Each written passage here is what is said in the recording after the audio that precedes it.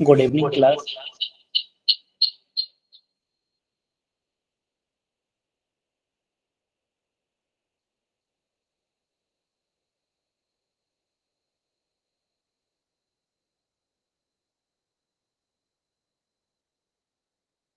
Yes.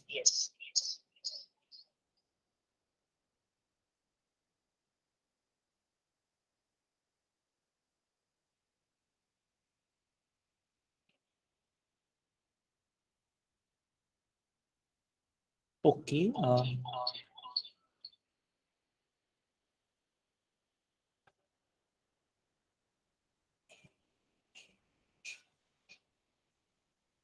या just wait few second, मेरी आवाज इको कर रही है, वो ठीक करके मैं फिर क्लास स्टार्ट करता हूँ, right? Just wait for 1-2 minute.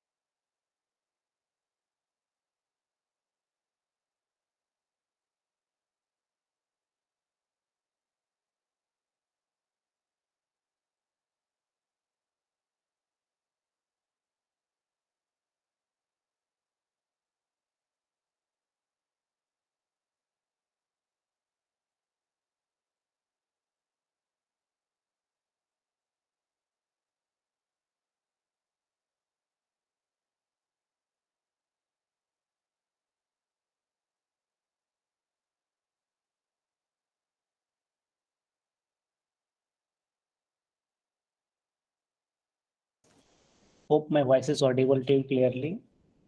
Yes. Let us start the topic. सो हमारा आज का टॉपिक है कोल एंड पेट्रोलियम. होप आपको स्क्रीन अच्छे से विजिबल हो रहा होगा, right? So this is your chapter number 5 of your syllabus, coal and petroleum, right? This is your topic. So let us start the topic. So हमने पिछले classes में ये सारी चीजें डिस्कस किया था that there are two type of resources. दो तरीके की रिसोर्सेज होती है. पहली वैसी रिसोर्स को कहते हैं जो कुछ समय के बाद 100 ईयर 200 500 ईयर के बाद वो क्या हो जाएगी, खत्म हो जाएगी. उस तरीके को रिसोर्सेज को हम एग्जॉस्टेबल नेचुरल रिसोर्सेज कहते हैं. ओके, तो ये आप याद कैसे रखोगे? सो फॉर एग्जांपल यहाँ पे एग्जॉस्ट देख रहे हो तो कभी कभी आप क्या बोलते हो कि मैं काम करते करते क्या हो गया, एग्जॉस्ट हो गया, बिल्कुल थक गया हूँ, राइट? सो मीन्स एग्जॉस्ट का मतलब ये सारी रिसोर्सेस क्या हो जाने वाली, खत्म हो जाने वाली. जैसे इसका एग्जांपल कोयला, डीजल, पेट्रोल. ओके, ये सारी चीजें एग्जाम्पल है एग्जॉस्टेबल नेचुरल रिसोर्सेस. बट कुछ ऐसी रिसोर्सेस होती है जो कभी खत्म नहीं होगी. जैसे for example water, air, okay, sunlight, right? Sunlight, sorry. So these are some example of inexhaustible natural resources.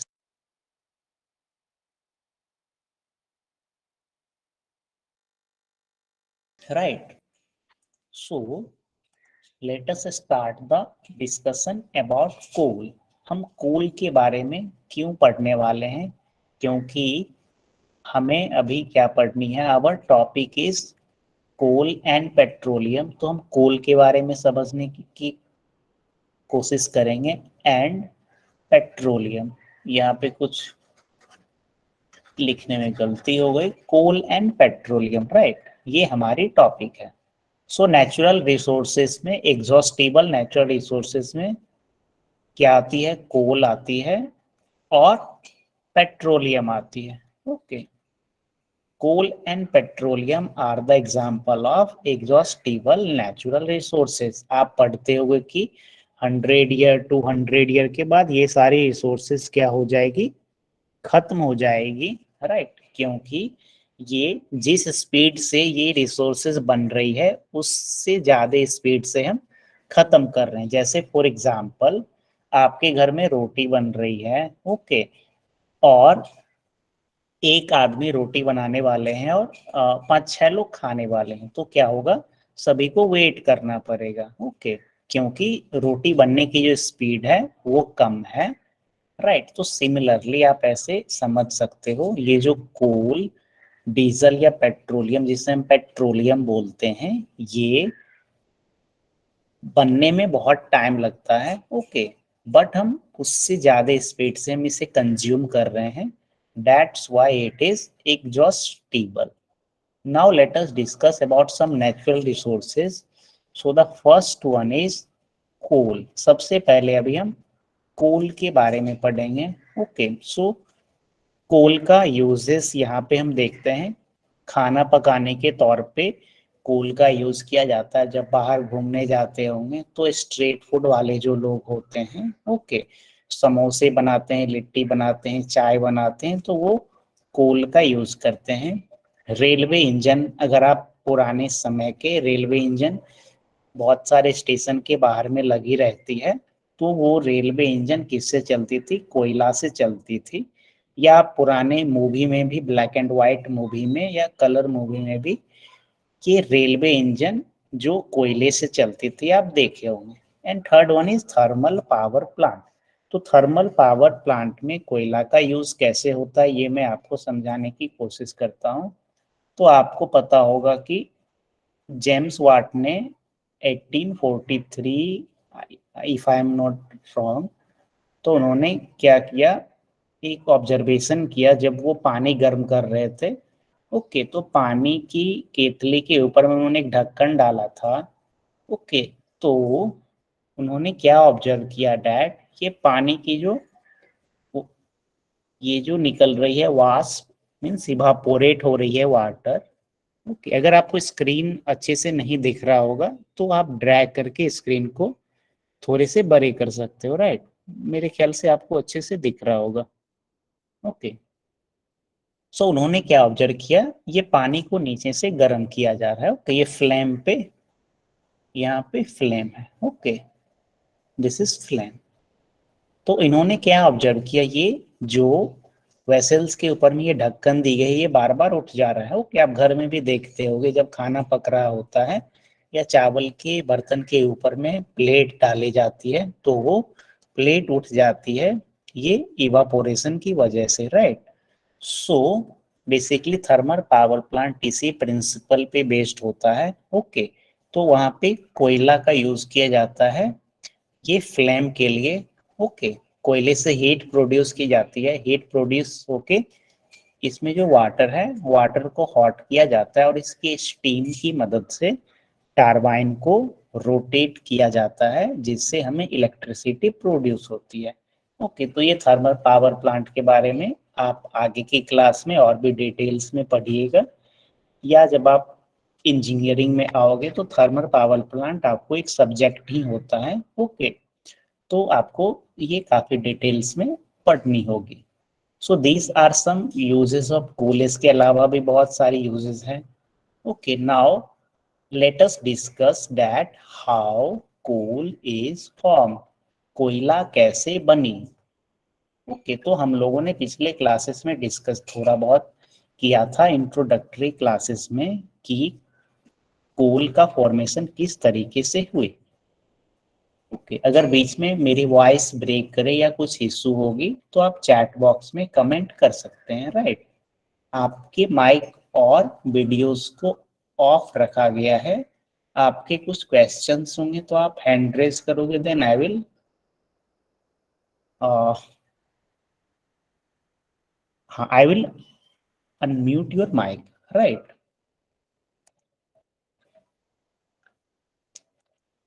हाँ, तो अभी हम पढ़ने वाले हैं कोल की फॉर्मेशन किस तरीके से होती है, राइट।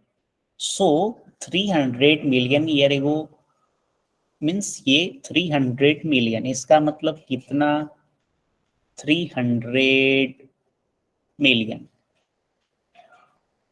ओके। ईयर्स। ओके, तो मेरा सवाल आपसे 1 million year means 1 million year में कितने ईयर्स होगा, means how many zeros after 1 million year को अगर मैं ऐसे लिखूं डिजिट में तो 1 के बाद कितनी जीरो आएगी? Please type your answer in the chat box. 6 zero, okay, 8 6। Okay, तो मैं यहाँ पे आपके आंसर्स लिख रहा हूं। यहाँ पे कुछ ऑप्शंस आए हैं 8, ऑप्शन बी इज 6। हाँ, मैं 1 मिलियन पे पूछ रहा हूँ 1 मिलियन में कितने जीरो आएगा, ये वाला। ओके, 1 मिलियन को जब आप डिजिट में लिखोगे 6, यहाँ पे 8 6 6। ओके, सो मैं इसे लिखने का कोशिश करता हूँ। सो वंस, टेंस, 100, 1000, 10,000, 100,000, उसके बाद मिलियन। तो हाउ मेनी जीरोस? 1 2 3 4 5 6। सो जिनका आंसर 6 आया they are right. Okay, so 1 million में 6, तो इट इज ऑब्वियस दैट अगर आप 100 मिलियन अगर करोगे, okay, if you will write 100 million, तो इस साइड 2 जीरो आपको ज्यादा लगाना पड़ा, तो पहले 6 था, तो अब यहाँ पे 8 जीरोस आएगी। राइट, ये सारी चीजें इंटरनेशनल सिस्टम ऑफ राइटिंग में आपने इससे पहले के क्लासेस में पढ़े होंगे। Right, so almost all answers are correct. Okay, similarly 300 million year ago का मतलब क्या हुआ? 3 पर 8 जीरो। ओके, 3 के बाद 8 zero. So let me erase this one. So 300 million year एगो की अभी हम बात करने वाले हैं। ओके, तो उस समय क्या हुआ? हमारे अर्थ पे बहुत सारी वेजिटेशन कवर थी। वेजिटेशन कवर का मतलब पेड़ पौधे जो थे। सो 300 मिलियन को हम लिखेंगे यहाँ पे 8 0 4 5 6 7 8। सो 3 फॉलोड बाय 8 0। यस, सो इसे आप, यस, इंडियन सिस्टम में आप क्या पढ़ोगे इसे? Ones, tens, hundreds, 1000, 10,000, lakh, 10 lakh, crore, 10 crore. So Indian system में ये आप पढ़ोगे 30 करोड़। अगर मैं गलत होऊंगा तो आप चैट बॉक्स में कमेंट कर दीजिएगा। 300 मिलियन को 30 करोड़ ईयर आप इंडियन सिस्टम में पढ़ोगे। ओके, सो यस, सो 300 मिलियन ईयर एगो हमारे अर्थ पे बहुत सारे पेड़ पौधे थे। जैसे यहाँ पे आप इस फिगर में देख पा रहे हो, ऊपर में बहुत सारे पेड़ पौधे थे। तो बहुत सारी नेचुरल एक्टिविटी जैसे फ्लड आ गई, अर्थक्वेक आ गई। ओके, तो ये सारे प्लांट क्या हो जाती थी? ये सॉइल के अंदर में ब्यूरीड हो जाती थी। ओके, और फिर क्या हुआ? धीरे धीरे, जैसे यहाँ पे आप देख रहे हो, ये कुछ पेड़ पौधे हैं। पेड़ पौधे यहाँ पे एक छोटा सा लेयर आया। ओके, और ये धीरे धीरे काफी अंदर चली गई। ओके, मीन्स, हाँ, सो ये सॉइल के अंदर में ब्यूरिड हो गई, और सॉइल के अंदर में यहाँ पे ना तो, मीन्स यहाँ पे टेम्परेचर हाई है और प्रेशर भी ज्यादा है। प्रेशर क्यों ज्यादा है? क्योंकि ये पेड़ पौधे कहाँ चले गए? इतनी गहराई में चले गए, तो इसके ऊपर में इतना सॉइल है, रॉक है, तो इसके वजह से इस पे बहुत ही ज्यादा प्रेशर होगा, राइट। टेम्परेचर कैसे बढ़ेगी, तो आप जानते हैं कि अर्थ के नीचे में हम जैसे जैसे जाते हैं तो वहां पे क्या होती है, टेम्परेचर बढ़ती है। तो ये बहुत दिनों के बाद, थाउजेंड्स ऑफ ईयर के बाद ये क्या बन जाएगी, आपको कोल मिलेगा। Okay, so this is very slow process, right, this is very slow process and this process is called as carbonisation. इस प्रोसेस को हम बोलते हैं कार्बोनाइजेशन। ओके, यहाँ पे कार्बोनाइजेशन की डेफिनेशन आपको बताई गई है, the slow process of conversion of dead vegetation into coal is called carbonisation. यहाँ पे डेड वेजिटेशन का मतलब यह है कि वेजिटेशन मीन्स पेड़ पौधे, राइट, और ये पेड़ पौधे जमीन के अंदर में दफन हो गई, ब्यूरीड हो गई, तो ये क्या हो गई, डेड वेजिटेशन हो गई। फिर इसका क्या हो रहा है, स्लो कन्वर्जन हो रहा है। ओके, मीन्स ये कन्वर्ट हो रही है, किस में कन्वर्ट हो रही है, कोल में कन्वर्ट हो रही है, and this process is called as carbonisation. तो अगर आपसे कोई पूछेगा तो आप ऐसी तरीके से, मैं आपको यहाँ पे इस तरीके से एरो देके बताया ताकि आप इसे समझ पाओगे अच्छे तरीके से, राइट। और अगर आप समझ पाओगे तो आप, अगर आपसे कोई पूछे या एग्जामिनेशंस में आए कि कोई कोल कैसे बनती है, तो आप अपने वर्ड में इसे डिस्क्राइब कर सकते हो, किसी को बता सकते हो, राइट। सो इस तरीके से कोल की फॉर्मेशन होती है। अब हम कोल के कुछ प्रोडक्ट देखने वाले हैं, राइट। सो यहाँ पे एक चीज और हमने इससे पहले देखा था, यहाँ पर कोल का इस्तेमाल खाना बनाने में किया जाता है, रेलवे इंजन में इस्तेमाल किया जाता है और थर्मल पावर प्लांट में। ओके, तो कोल को जब हम बर्न करते हैं, okay, heat in air, okay, तो यहाँ पे कार्बन डाइऑक्साइड निकलती है और हीट मिलती है, right. Now let us discuss some product of coal. Okay, ये अभी हम क्या डिस्कस करने वाले हैं, कोल की बहुत सारी प्रोडक्ट होती है, तो दो तीन प्रोडक्ट अभी हम डिस्कस करने वाले हैं। सबसे पहला प्रोडक्ट है कोक। ओके, तो ये कोक क्या होती है, ये मैं आपको समझाने का कोशिश करता हूँ। इसकी पहले हम प्रॉपर्टी देख लेते हैं इसे। It is tough, porous and black. यहाँ पे आप इस फिगर में आप देख पा रहे होगे, ओके, ये छोटा छोटा रॉक के जैसा ब्लैक दिख रहा होगा, तो ये इसकी पोरस होता है। Okay, and this is almost pure for, okay, pure means ये बिल्कुल, इसमें क्या होती है, कार्बन होती है, राइट। सो इसकी वजह से इसका इस्तेमाल मैन्युफैक्चरिंग ऑफ स्टील में किया जाता है। जब आप क्लास 10th में जाओगे तो वहां पे आप पढ़िएगा कि किस तरीके से आयरन आयरन की फॉर्मेशन होती है, राइट। तो वहां पे उसमें कार्बन ऐड किया जाता है, राइट, उसमें थोड़ा कार्बन ऐड किया जाता है। जैसे जब आप ज्वेलरी के दुकान पे जाते हो तो गोल्ड गोल्ड में कॉपर ऐड की जाती है ताकि वो थोड़ा मजबूत हो सके, राइट। सो सिमिलरली स्टील की मैन्युफैक्चरिंग में कार्बन ऐड किया जाता है, जिसे हम कोक बोलते हैं, right. So this is all about the Coke.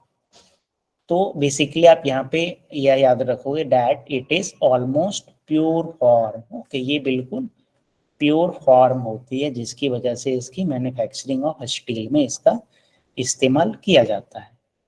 Now let us discuss about coal tar. Coal tar मेरे ख्याल से सभी लोग देखे होंगे। ओके, आप सड़क बनते हुए देखे होंगे, तो जब रोड बनती है कंस्ट्रक्शन, तो वहां पे एक ब्लैक डेंस लिक्विड यूज की जाती है जिसे हम बोलते हैं कोल टार। ओके, इसकी कलर ब्लैक होती है, थिक होती है, and the smell of this coal tar is unpleasant, right. इसका उपयोग सिंथेटिक डाइस मीन्स कलर बनाने में, राइट, ड्रग्स बनाने में, जैसे बहुत सारी स्किन इन्फेक्शन होती है, ओके, ड्रग्स में मेनली स्किन इन्फेक्शन की जो डिजीज होती है, उसमें कोल टार का इस्तेमाल किया जाता है। Explosive and perfume etc. तो ये कुछ इसका यूजेस हो गए कोल टार की। एंड आप अपने घर में नेपथेलिन बॉल डालते होगे। नेपथेलिन बॉल एक छोटा सा इस तरीके का बॉल होता है जो हम अपने क्लॉथ्स में डालते हैं, ओके, या आपके घर पे जहाँ पे इलेक्ट्रिसिटी सामान होती है, ओके, या वॉशरूम वगैरह में, ओके। सो ये नेपथेलिन बॉल किससे बनी होती है? कोल टार से बनी होती है, राइट।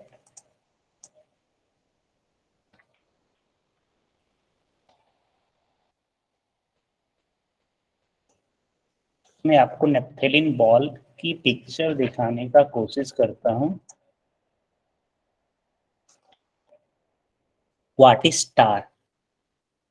एक्चुअली कोल टार ये एक ऐसी सब्सटेंस है जब रोड की कंस्ट्रक्शन होती है, ओके, तो रोड की कंस्ट्रक्शन में आप क्या देखते होगे, जब सबसे लास्ट स्टेज में क्या किया जाता है, छोटी छोटी कंक्रीट को हीट करके एक ब्लैक लिक्विड मिलाया जाता है और फिर उसे सड़क पे उसे बिछाया जाता है, राइट।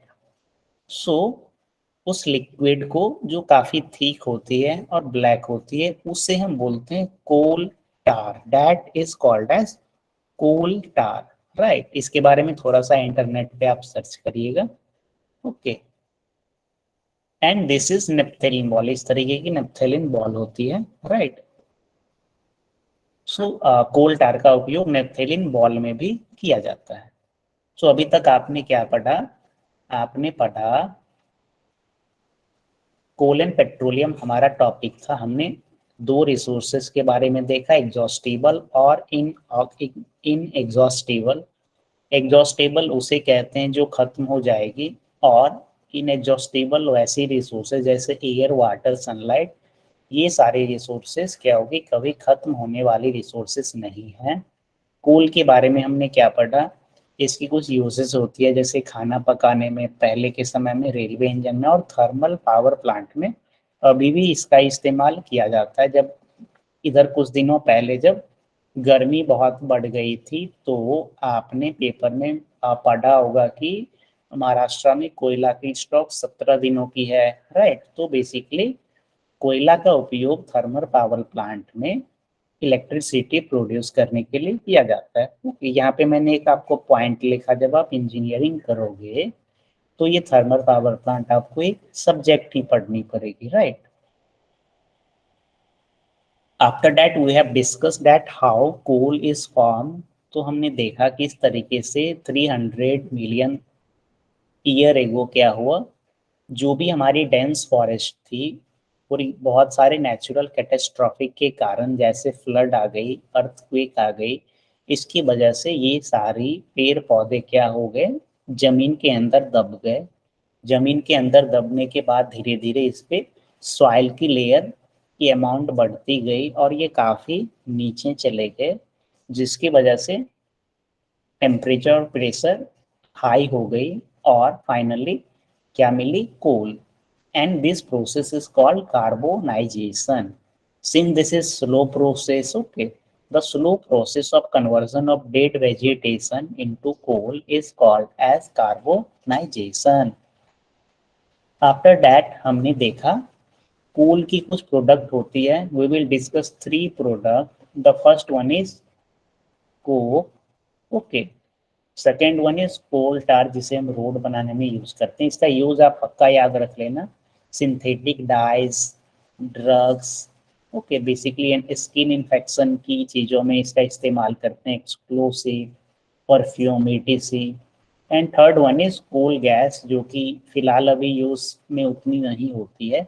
जब हम कोल को कोक में कन्वर्ट करते हैं, जो हमारा पहला प्रोडक्ट था, तो गैस जो बीच में निकलती है प्रोसेस के बीच में, तो उससे क्या होती है, कोल गैस का फॉर्मेशन होता है। पहले के समय में स्ट्रीट लाइट वगैरह सब, बहुत पहले 100 ईयर एगो की बात मैं कर रहा हूँ, स्ट्रीट लाइट वगैरह सब जलने में कोल गैस का उपयोग किया जाता था। तो आपका होमवर्क ये रहा कि आप घर पे जाने के बाद कोक के बारे में इंटरनेट पे सर्च करिएगा, कोल टार के बारे में इंटरनेट पे सर्च करिएगा, और कोल गैस के बारे में इंटरनेट पे सर्च करिएगा। Now let us discuss about petroleum. Okay, हमारा टॉपिक क्या था? The topic is coal and petroleum. So we have discussed about coal, हमने कोल के बारे में डिस्कस कर लिया। Now we will discuss about petroleum, right. So इससे पहले मैं पेट्रोलियम स्टार्ट करूं, मेरा हाँ, आपके कुछ क्वेश्चंस हैं तो मैं क्वेश्चंस आपके एक्सप्लेन कर सकता हूं। अगर किसी को कुछ पूछना है तो आप अपने क्वेश्चन पूछ सकते हैं।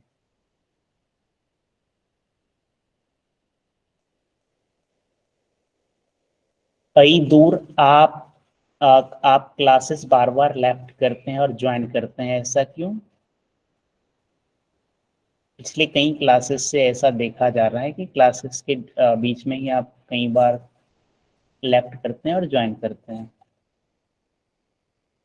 Please answer in the chat box.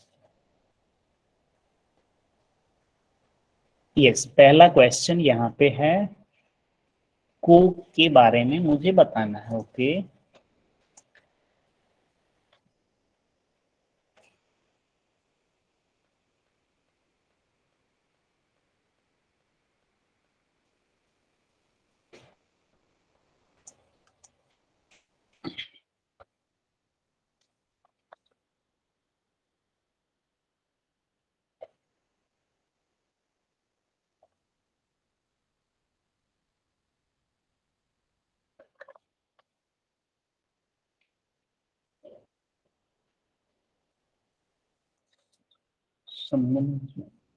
Yes sir, I am telling for कई दूर।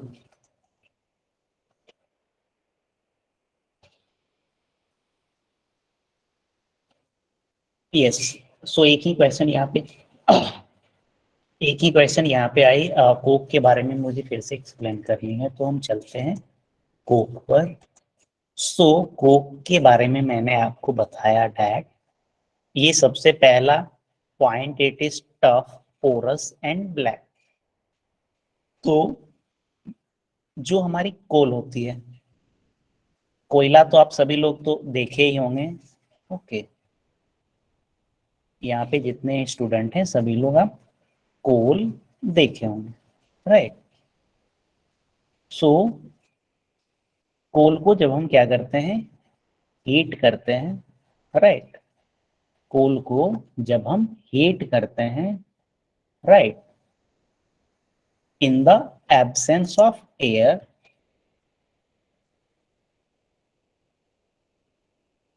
ABSEN, तो हमें एक सब्सटेंस मिलती है, उस सब्सटेंस को हम क्या बोलते हैं? कोक बोलते हैं, राइट। चूंकि यहाँ पे कोयले को हीट किया गया एयर की एब्सेंस में, तो यहाँ पे जो कोक मिले तो ये कोक क्या हो जाएगी? पोरस हो जाएगी। पोरस का मतलब यहाँ पे छोटा छोटा छिद्र रहेगा, राइट। सो जैसे कभी आप ब्रिक आप देखे होगे, ओके, घर बनने के लिए ईंट जब आती है ब्रिक, तो इसी ब्रिक में बहुत सारे पोरस रहते हैं, या घरे में पोरस रहती है, राइट। सो कोक में ये पोरस रहता है, right. Due to absence of air, coal को जब हीट की जाती है एयर के एब्सेंस में, तो यहाँ पे कोक का प्रोडक्शन होता है। ये बेसिकली आप 10th में ये सारी चीजें पढ़ोगे, right. So since this is, ये जो कोक मिलती है ये क्या होती है? प्योर फॉर्म होती है, राइट।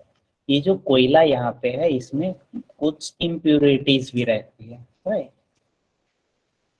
सो जब हम इसे हीट करते हैं एयर की एब्सेंस में, तो हमें कोक मिलती है जो कि प्योर, प्योर का मतलब यहाँ पे ऑलमोस्ट, लगभग ये प्योर होती है। इसकी वजह से इसे, मीन्स आप इसे बोल सकते हो this is carbon. Okay, this is carbon. Okay, carbon की केमिकल फॉर्मूला क्या होती है? C होती है, इसकी वजह से इसका इस्तेमाल मैन्युफैक्चरिंग ऑफ स्टील वगैरह इन सारी चीज़ों में की जाती है, राइट। सो इसके बारे में आप भी पढ़िएगा, आपके बुक्स में बहुत इतनी ही चीज़ें दी गई है। ओके, जब आप क्लास 10th में पढ़ोगे आयरन फर्नेस सब के बारे में, तो ये सारी चीज़ें आपको फिर से आएगी, तो आपको ये याद रखना है, राइट। नहीं तो भूल जाओगे तो फिर पता ही नहीं चलेगा कि ये कोक आया कहाँ से, राइट। तो कोक हमें कोल से मिलती है, coke, coal tar, and coal gas. Now let us discuss just a minute. More pure form in sense means more carbon. Okay, जैसे फॉर एग्जाम्पल प्योर फॉर्म का मतलब कार्बन, राइट। बेसिकली ये manufacturing of steel में यहाँ पे carbon चाहिए होती है, राइट। तो ये जो कोक मिलती है ये ऑलमोस्ट ये कार्बन रहती है, तो ऑलमोस्ट प्योर कहने का मतलब कार्बन से है। सो ये सारी चीजें आप 10th में पढ़ोगे, इंजीनियरिंग करोगे तो इंजीनियरिंग में भी ये सारी चीजें आपको मिलेगी। अगर जैसे मैकेनिकल इंजीनियरिंग वगैरह सब पढ़ोगे तो ये सारी चीजें आपको बहुत सारी जगह पे मिलेगा। Now let us discuss about petroleum. हमने कोल के बारे में डिस्कस कर लिया, अब हम पेट्रोलियम के बारे में डिस्कस करेंगे। Basically petroleum is made up of two word, petro and oleum. So petro means rock and oleum means oil. Okay, तो नाम से कुछ कुछ चीजें यहाँ पे पता चलती है। पेट्रोलियम ऑयल तो आप समझ रहे होंगे, ओके। तो ये यहाँ पे रॉक है, राइट। तो हम आगे जब पढ़ेंगे पेट्रोलियम किस कैसे बनती है तो ये सारी चीजें आपको क्लियर होगी। सो petrol and diesel are obtained from a natural resources called petroleum. Okay, petrol, diesel या जैसे बहुत सारी लिब्रिकेटिंग ऑयल्स होती है, जैसे आपके साइकिल्स में आप क्या डालते हो, लिब्रिकेटिंग ऑयल डालते हो ताकि वो स्मूथली रन हो सके। आपने इससे पहले के क्लासेस में पढ़े भी होंगे कि मशीन को लिब्रिकेट किया जाता है ताकि उसमें वियरिंग और टीयरिंग कम हो। ओके, जो भी मशीन की पार्ट होती है उसे हम समय समय पे लिब्रिकेटिंग करते हैं, ऑयल डालते हैं ताकि उसमें वियरिंग और टीयरिंग कम हो, उसकी इफिशियंसी बना रहे। ओके, जैसे आप अपने साइकिल में भी लिब्रिकेटिंग ऑयल डालते हो, बाइक में भी डाली जाती है, राइट। सो ये सारी नेचुरल रिसोर्सेस को हम क्या बोलते हैं, पेट्रोलियम बोलते हैं। Okay, so petroleum is obtain from, yes. Now let us discuss about how petroleum forms. Petroleum कैसे बनती है ये हम यहाँ पे समझने की कोशिश करते हैं। इससे पहले आपने क्या पढ़ा, कोयला के, कोल के बारे में जब हम पढ़ रहे थे तो हमने देखा वेजिटेशन। वेजिटेशन का मतलब ग्रीन प्लांट से, मीन्स प्लांट ये सब से, ओके। बट यहाँ पे पेट्रोलियम में प्लांट आपको भूल जाना है। सो जो भी सी ऑर्गेनिज्म होती है, हम जानते हैं कि हमारे अर्थ पे 71% पार्ट पे क्या है, वाटर है, और बाकी 29 पे लैंड है, राइट। सो सी ऑर्गेनिज्म जो भी होती है वो मरने के बाद, डाई होने के बाद, ओके, फॉर एग्जांपल ये सी रहा, ओके, तो सी में जो भी ऑर्गेनिज्म यहाँ पे डाई करेंगे तो यहाँ पे ये फ्लोर पे आ जाएंगे, ओके। फिर इसके ऊपर में क्या आ जाएगी, फ्लोर के ऊपर में यहाँ पे सेडिमेंट आ जाएगी, ओके, मीन्स मिट्टी। तो ये धीरे धीरे यहाँ पे ये सेडिमेंट में दबते जाएंगे, okay, covered with layer of sand and clay. Okay, तो ये मिलियंस ऑफ ईयर के बाद ये इसके अंदर में मिलियंस ऑफ ईयर दबे रहते हैं। चूंकि यह अंदर में दबे हुए रहते हैं तो यहाँ पे क्या होगा, यहाँ पे एयर एयर बिल्कुल नहीं है, प्रेशर यहाँ पे क्या है, बहुत ही ज्यादा है।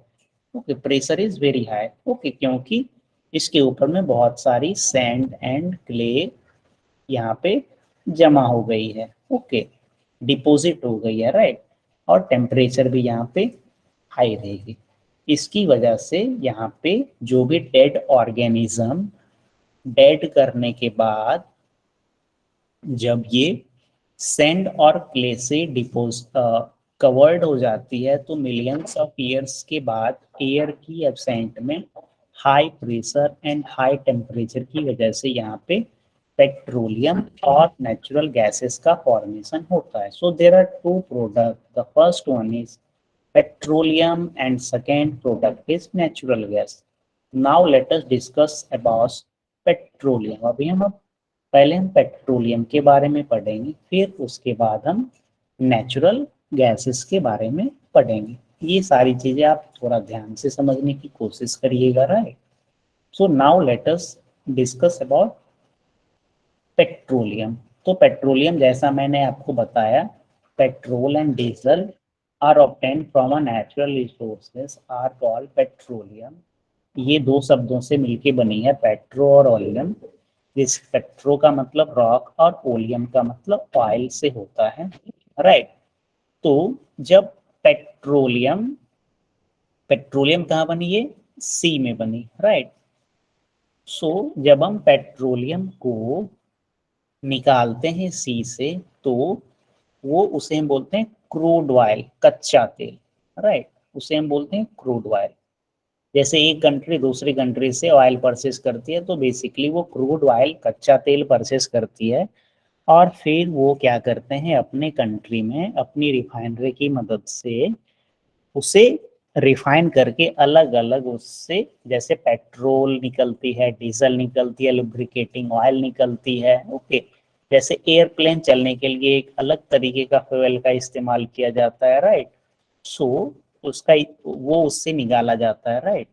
सो हम यहाँ पे डिस्कस करने वाले हैं पेट्रोलियम का रिफाइनिंग कैसे किया जाता है, ओके। सो ये हमने देखा क्रूड ऑयल है। जब क्रूड ऑयल को रिफाइन की जाती है, क्रूड ऑयल को जब रिफाइन किया जाता है, तो हमें पेट्रोल मिलती है, डीजल मिलती है, लुब्रिकेटिंग ऑयल जिसे आप ग्रीस वगैरह बोलते हो, पैराफिन, वैक्स, राइट। तो ये सारी चीजें हमें पेट्रोलियम से मिलती है। And the process of separating the various constituent और fraction of petroleum is known as refining. Okay, हमने क्या देखा, ये पेट्रोलियम हमने जमीन के अंदर से निकाला, ओके। पेट्रोलियम हमने जमीन के अंदर से निकाला, तो इस पेट्रोलियम को अब हमें क्या करनी है, we have to separate it, okay. Means इसके जो अलग अलग कॉन्स्टिट्यूएंट पार्ट हैं, जैसे हमें पेट्रोल को अलग करनी है, डीजल को अलग करनी है, क्योंकि जैसे आप देखते होंगे कि पेट्रोल, बाइक में यूजुअली पेट्रोल का इस्तेमाल होता है। अगर आप बाइक में डीजल डाल दोगे तो बाइक में क्या आ जाएगी, प्रॉब्लम आ जाएगी। सो यहाँ पे पेट्रोलियम को के जो वेरियस कंस्टिट्यूएंट होते हैं और फ्रैक्शन, उसे क्या किया जाता है, सेपरेट किया जाता है। And this process is known as refining. The process of separating the various constituent or fractions of petroleum is known as refining। आप पढ़ते होगे या आपके जहाँ पे होगे रिफाइनरी होगी, ओके। तो जैसे रिफाइनरी में क्या होती है, कच्चे तेल से ये सारे प्रोडक्ट्स निकाली जाती है, right. So this is called as refining of petroleum, जिससे हमें ये सारी प्रोडक्ट मिलती है, petrol, diesel, lubricating oil, paraffin, wax, ETC। इसके अलावा भी बहुत सारे प्रोडक्ट हैं, ओके। आफ्टर दैट हमने क्या देखा, यहाँ पे दो प्रोडक्ट हमें मिले। The first one is petroleum and second one is natural gas. तो नेचुरल गैस के बारे में हम थोड़ा डिस्कशन करते हैं। सो नेचुरल गैस की कुछ पहले हम एडवांटेज पढ़ते हैं, right. So it is easy to transport. क्यों ये ट्रांसपोर्ट करना आसान है, पाइपलाइन, ड्यू टू पाइपलाइन। जैसे मैं आपको एक एग्जांपल देता हूँ, बिहार में एक क्या है, बरौनी रिफाइनरी है, एंड तो ये क्या है, एक रिफाइनरी है। तो अभी आपने देखा कि रिफाइनरी का काम क्या होता है, पेट्रोलियम से अलग अलग जो उसके कंस्टिट्यूएंट होते हैं उसे अलग करना होता है। ओके, और असम में क्या है, ऑयल का, तेल का कुआं है, ऑयल वेल्स है, मीन्स वहां से ऑयल निकाली जाती है। तो असम से एक पाइपलाइन आती है, राइट, असम से एक पाइपलाइन आती है जिससे क्रूड ऑयल असम से क्या आती है, बिहार आती है। इसी तरीके से और भी पाइपलाइन हमारे कंट्रीज में है। आप अपने टाउन में देखते हो कि पाइपलाइन की हेल्प से जो हम खाना बनाने के लिए गैस का इस्तेमाल करते हैं वो भी ट्रांसपोर्ट की जाती होंगी। इसके अलावा आप सोशल साइंस में भी ट्रांसपोर्ट के बारे में आप पढ़े होंगे। ओके, जैसे ट्रांसपोर्ट की अलग अलग मीन्स होती है, जैसे road, railway, okay, air, water, right, and pipeline is also a way of transport. Okay, but हम पाइपलाइन की मदद से, जैसे इस तरीके से लिक्विड चीजें हैं उसे हम एक जगह से दूसरे जगह भेज सकते हैं। पाइपलाइन की इनिशियल कॉस्ट जब हम इसे बिछाते हैं तो इसकी हाई होती है, but it is very easy to transport via pipeline. Okay, and natural gas is stored under high pressure. Okay, जैसे इसकी एक एग्जांपल यहाँ पे मैं लिखा हूँ, सीएनजी। सीएनजी की फुल फॉर्म क्या किसी को पता है क्या? If someone know, then please type the full form of the CNG in the chat box. CNG and LPG. LPG का भी आप फुल फॉर्म चैट बॉक्स में अगर आपको आता होगा तो आप टाइप कर सकते हो। एलपीजी गैस जो हम अपने घर में खाना बनाने के लिए इस्तेमाल करते हैं उसे हम एलपीजी गैस बोलते हैं। और जो आप बाहर जाते होगे तो ऑटो में, वहां पे ऑटो चलने के लिए या बहुत सारी कार्स में भी रहती है जो गैस यूज की जाती है, उसे हम बोलते हैं सीएनजी। सिटी बस में भी सीएनजी गैस की इस्तेमाल की जाती है। सो यहाँ पे आंसर आ चुका, compressed natural gas and liquefied petroleum gas. Very good. So ये आपको जानकारी रहनी चाहिए कि सीएनजी इसे कहते हैं, CNG stand for compressed natural gas and LPG stand for liquefied petroleum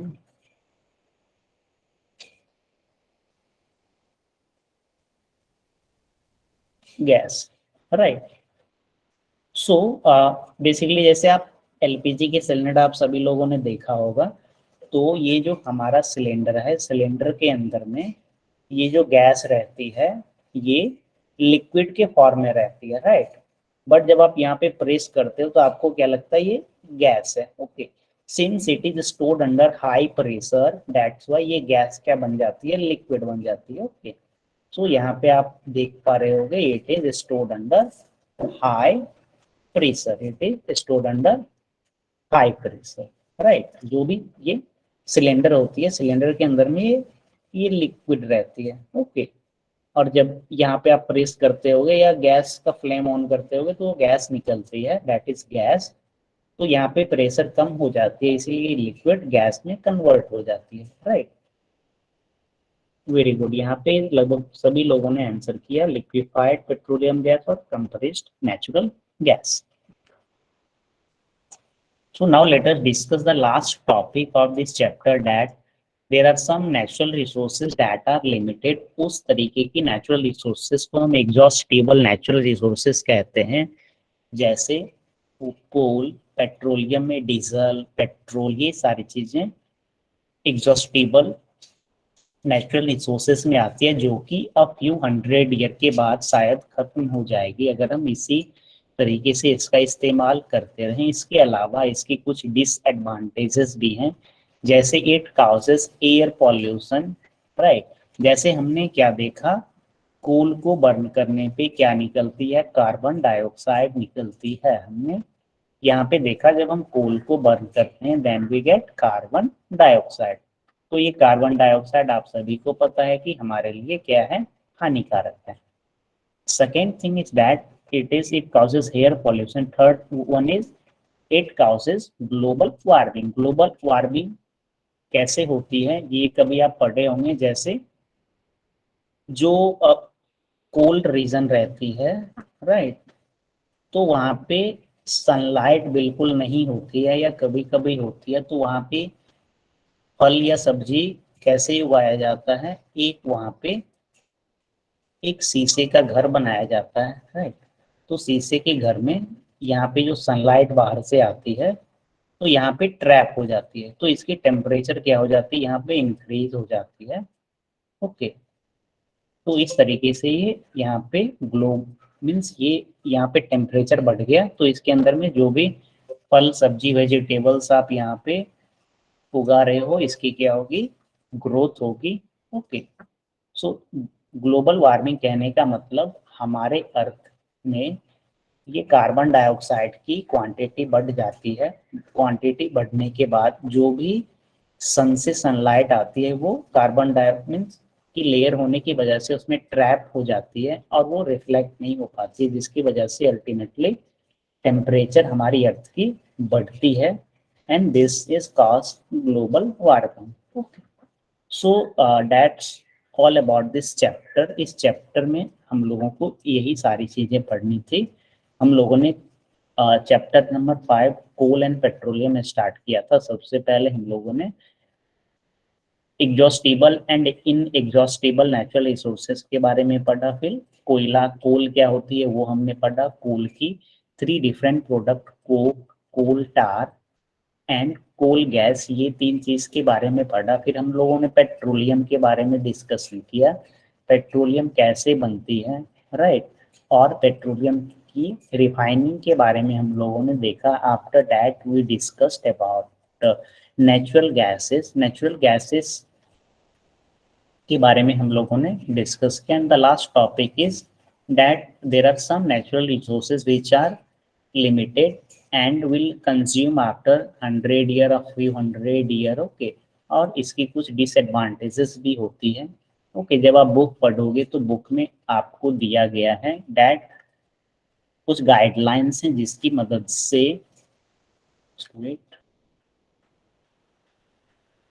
हाँ, कुछ गाइडलाइंस हैं petroleum conservation research association PCRA। Okay, कि जब आप पेट्रोल या डीजल की गाड़ी ड्राइव कर रहे मीन्स वैसी गाड़ी जिसमें ईंधन के तौर पे फ्यूल के तौर पे पेट्रोल या डीजल का इस्तेमाल किया जाता है, तो कुछ गाइडलाइंस है जिसकी वजह से आप इसके जो नेगेटिव इफेक्ट है इसे कम कर सकते हो। जैसे drive at a constant and moderate speed as far as possible. जैसे हम गाड़ी ड्राइव कर रहे होते हैं तो हमें एक कांस्टेंट स्पीड से गाड़ी ड्राइव करनी चाहिए। ऐसा नहीं कि मीन्स तुरंत काफी स्पीड कर दिए फिर धीरे कर दिए, एक कांस्टेंट स्पीड से गाड़ी ड्राइव करनी चाहिए। सेकेंड थिंग इज दैट जब ट्रैफिक लाइट पे गाड़ी रुकती है तो गाड़ी की इंजन को ऑफ कर देना चाहिए। गाड़ी की टायर की जो प्रेशर होती है, tyre pressure should be tyre pressure should be correct and गाड़ी की रेगुलर मेंटेनेंस हमें करनी होगी। सो इस चैप्टर के लिए बस इतना ही। अगर आपको कुछ क्वेश्चन है then please raise your hand, I am waiting for.